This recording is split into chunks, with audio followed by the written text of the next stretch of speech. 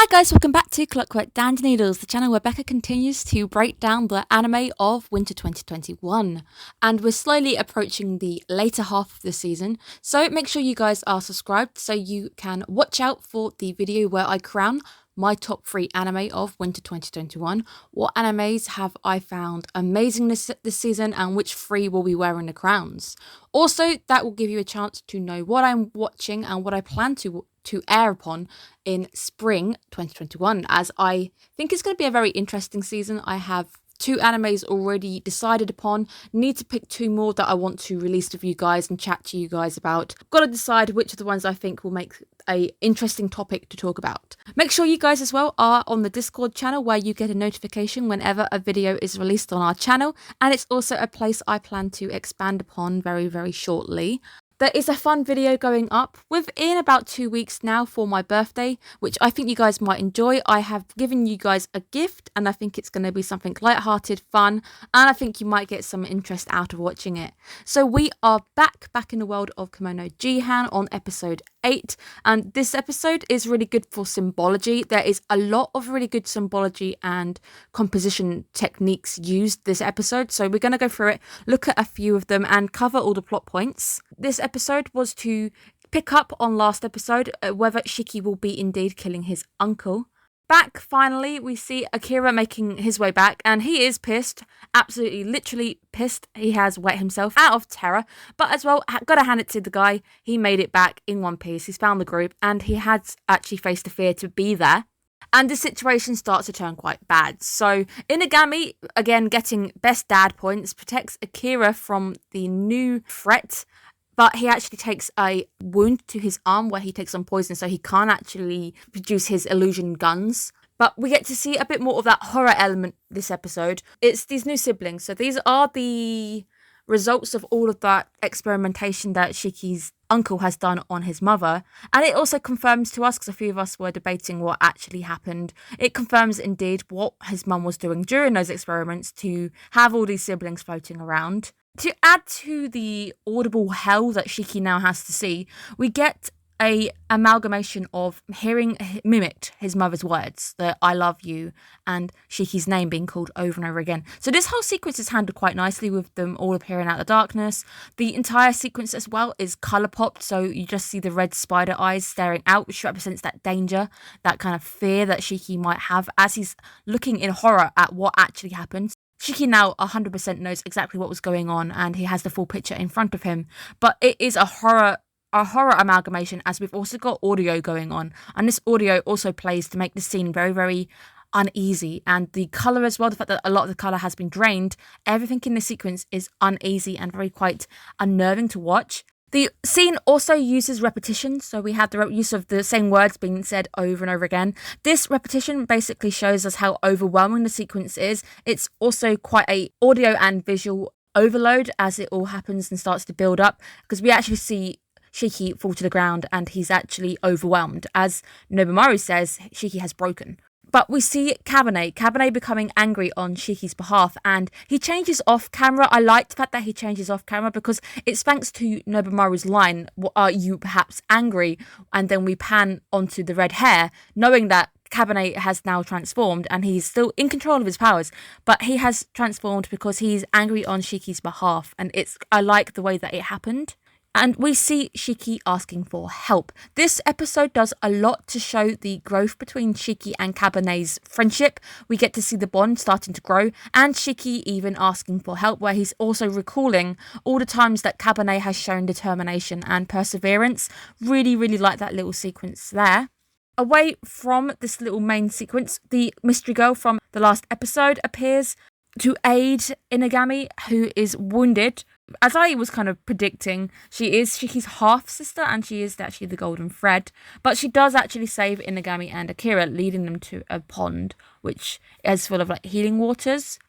A quick little mention on the fight with Kabane and the giant Kemono. The colour, again, being colour popped. When we talk about colour popping, all the colours around have been drained out for dramatic effect. We're bringing in all of your focus on those reds. The red, which in this sequence basically means danger. It shows you the danger of the situation. It's also a very striking colour. The red of Kabane visualises Kabane's anger and passion. And let's talk about flowers for a moment. If you had been watching some of last season's work, I do have a family link to floristry, so I am quite lucky enough to know what some flowers actually mean. This one's quite easy. This is a peace lily, as by the name.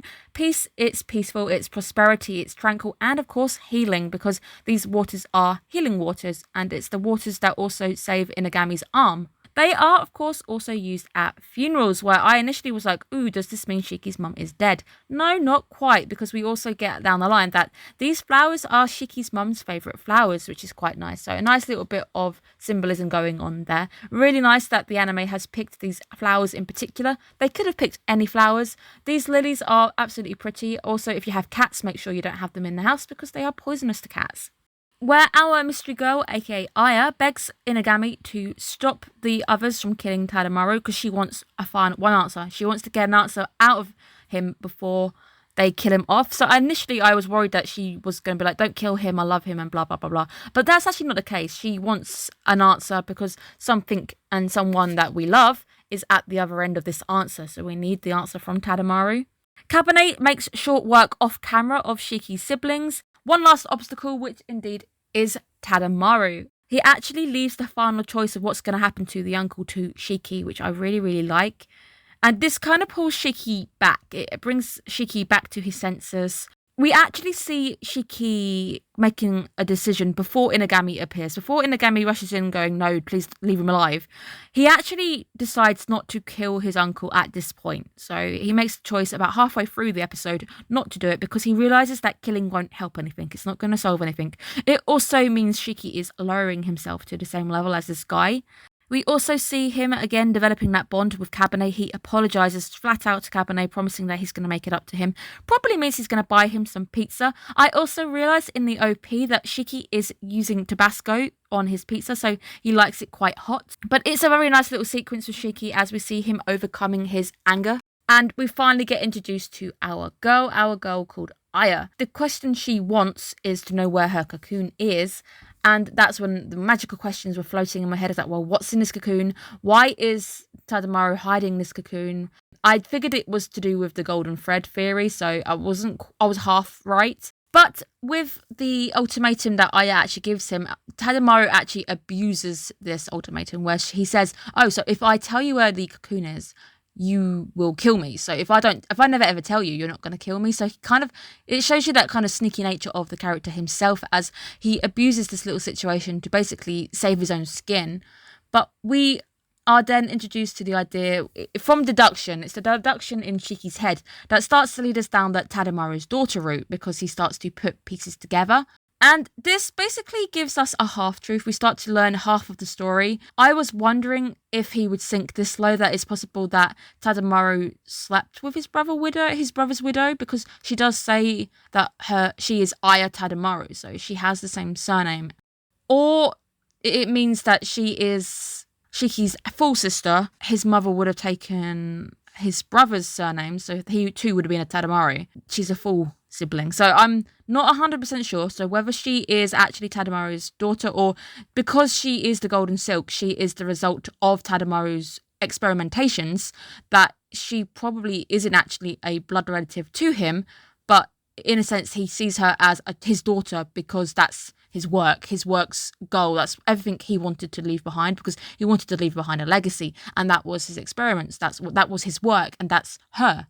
So there's whether she's a half sister or a full sister, not 100% sure. Either way, it doesn't really matter. It means at the end of the day, she is related to Shiki, and that's all we really care about. This eventually leads to us going down to try and find a cocoon. I like the fact that our lead is Mihai. We haven't seen Mihai in an episode or two, who is disturbed from his gaming, which is probably the ultimate sin with this guy. But with his hacker brain, we get to see how great this brain, his memory really is, that he already knows all the information. He doesn't actually even have to go and look at any files. He already knows.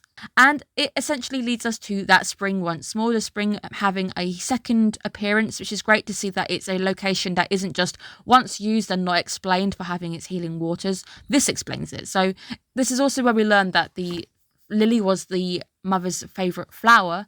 In this whole episode, we actually see the moon in 3 different stages, which is very, very kudos to them, because this is subtle. So if you guys don't know what you're looking for, this is just a shot of the moon, or showing that the time has passed a little bit. But there's actually a lot more going on here. So when we first actually see the moon, before we know where the cocoon is, before we have any information on Aya, the moon is hidden by clouds. And this basically means that there are secrets, there's stuff going on behind the scenes. New moons are associated with secrets. So very, very clever when they actually start us with just a load of fog. So when Shiki ends up diving into the lake, we see the moon become half covered. He has half the information. The moon light also leads him the way to the truth. So the moon generally, according to what state it's in, is all to do with the truth or the lack of truth. And the fact that the moon comes out to lead him that all the way to the truth is very, very nice, because when he ends up finding the cocoon, we get a full moon, and it's really, really nice because the full moon is associated with the truth coming out. It is all about uncovering a secret. The cocoon actually holds their mother, who is actually not dead. So Shiki's story isn't going to end bad. And it's quite nice to see that we're actually going to get quite a nice resolve to this situation. We get that the full moon, we actually have our third stage now shown. She basically reveals who she is. Tadamori didn't kill off Shiki's mother because he might have needed her down the line in case something happened to Aya, which explains why he is absolutely frantic when he sees her in the forest, and also explains his overprotective nature of her, because she is his life's work. She is the amalgamation of his life work, and he is very overprotective of her.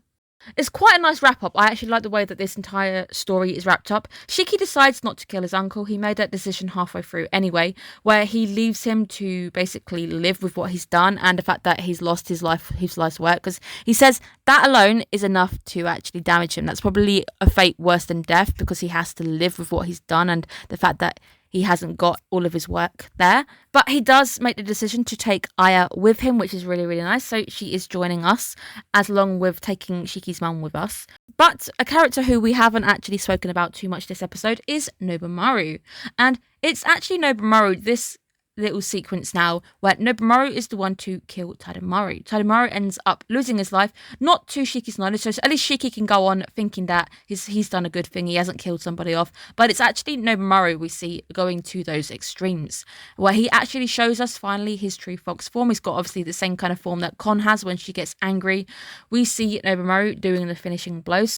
The story has the same resolve that I figured it would have, that Tadamori would die eventually, but not at the hands of Shiki. I never thought that Shiki would kill Tadamori, but I just didn't account for Nobumaru, and I'm wondering if because he does say that you don't cross us, once you've crossed us, we've kind of made, your fate is sealed. But I wonder as well if it's because Inari would want Tadamori dead, and Inari was the one who tried to kill Tadamori initially, but Inagami was the one who stopped that happening. So do you wonder if that is something to do with that? But we also learned that Nobumaru doesn't like Inari, so it could be one of those things. I think that's leaving a thread open so we can go back to it at some point down the line. We end in a clinic where we are introduced to another acquaintance of Inagami, a lady named Ohana. I hope we get to see where this goes, because this seems very, very interesting. But this also may be the route to having Shiki's mum wake up on us. It's been a very, very good episode. There's been a lot going on. So there's a lot of different things. We've had a big wrap-up go on. We've seen characters develop. We've seen bonds develop. We've also now got the addition of Shiki's mother and his sister with us. Going to be interesting to see how we deal with that down the line once they're awake. Will Shiki leave Inagami and go live with his mother and his sister? That will be interesting. Where are they going to live? And will we be able to wake up Shiki's mum and get the full story on her half? Really like this week's episode. I like the symbolism going on. This episode did a lot more subtly than it did actually main screen, so there was a lot more going on behind the scenes in the visuals than there was, as well as the story we got. So we got a very good wrap up. I really like the way this was handled. We are starting to get towards the end, so we have 4 episodes left. There are 12 episodes of Kemono Jihen.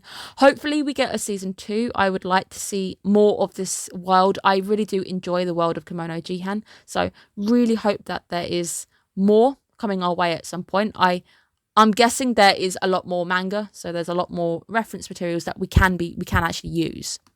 But overall, I really, really enjoyed it. I thought this was a very, very strong episode. I enjoyed it. I hope you guys too enjoyed the little breakdowns, and hopefully I've given you a little bit of information on stuff that maybe you didn't pick up on, maybe you didn't realise that meant this, or lilies meant what they do. So some little fun things that I've picked up on. Really enjoyed this episode. It allowed me to dig deep and do some actual referencing, which was nice. So I will see you guys again next week, when I hope you guys are taking care of yourselves, where we can find out what's going to happen next, what's going to happen with Shiki's mum and his sister. Have a good day, guys. Bye-bye.